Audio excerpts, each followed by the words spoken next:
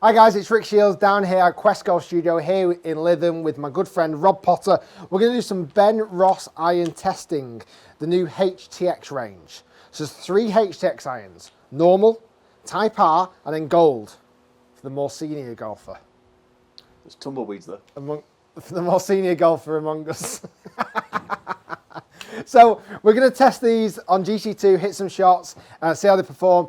If you don't know BENROSS, they're a UK company that a really much lower price point than most manufacturers. They're in the UK and Europe at the moment. Should we give them a whack? Yeah. What we're going to do with this, because it's all 3 sets, we're going to hit 3 shots of each and then come back to the numbers in a moment. Give you some talk about them all first. So HTX, pick it up for a sec. No speed slot at the bottom, where the Htx Type R has. The lofts on these, 30 degrees on the Type R, 30.5 degrees, these are all 7 irons by the way, 30.5 degrees on the HTX and 30.5 degrees on the old OAP club. Give them a whack. What do you think about the looks? Before we give them a whack. Yeah, really nice. There's, on this HTX one there's not as much offset as I thought there might have been.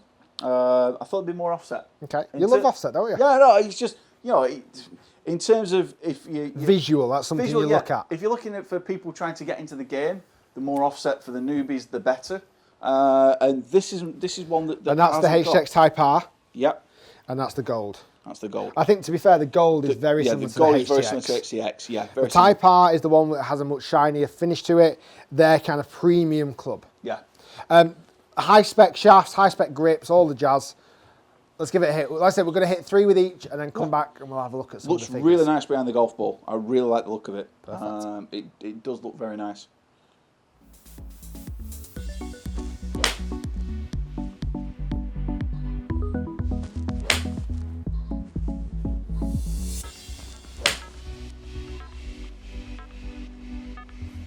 Okay, so that's 3 done with the HTX.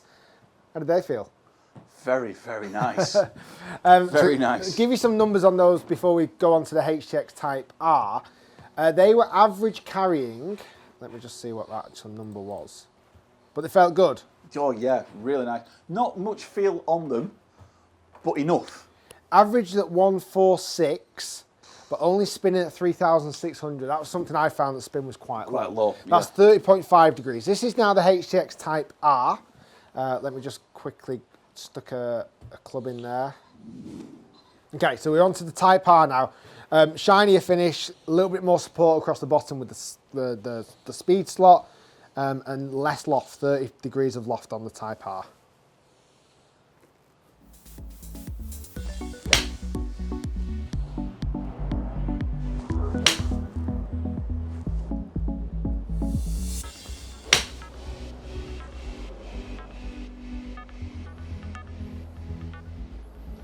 What do you think?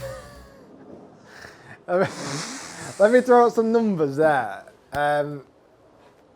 because that seemed longer than anything we've tested yet. Average carry distance, okay, was 155 yards, right? And there were 3 good shots.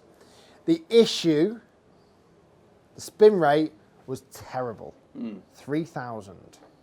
So you get loads of carry, loads of distance, just ain't stopping. Just no spin. Now, whether that can be worked around and whether it can be playable, I'm not too sure. Ball speed was very similar. I'll tell you what, if I was to just compare that, I'll throw in the mix both BENROSS irons and your current. Okay, so there's the 3 side by side. The BENROSS iron normal HTX. 101 ball speed, spin rate 3,600, 146 carry. Almost matched your Callaway XR Pro for carry, but spin rate was low. But then we chuck in the Type R into the mix, spin rate dropped significantly, nearly 1,500 RPM. And these are brand new golf clubs, low. But the carry was 155 yards. Just went like a bullet. It's just like high launch, low spin. It's like what they've done with it. You know, that's almost driver technology with an iron. It's just high launch, low spin. It's whether you can see past those numbers and go, well, the distance is bigger.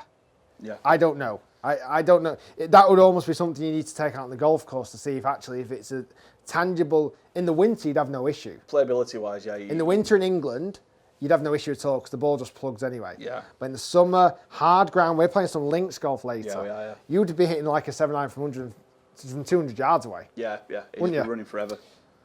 How did it feel? Feels off the club face really nice. Really, really nice off the club face. There is feel to it.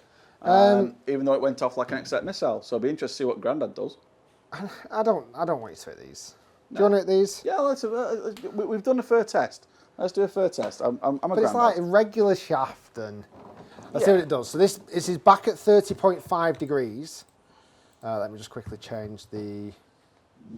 So guys, we just had a small technical glitch there. Between the Type R and this, the software actually just crashed. So we're going back on the HTX OAP version, 3 shots with it. And I won't be able to pull up the numbers side by side, but we already saw the numbers. Yeah. So we know what the numbers are looking like. Like 155 with the HTX Type R was the number that we were kind of looking at anyway.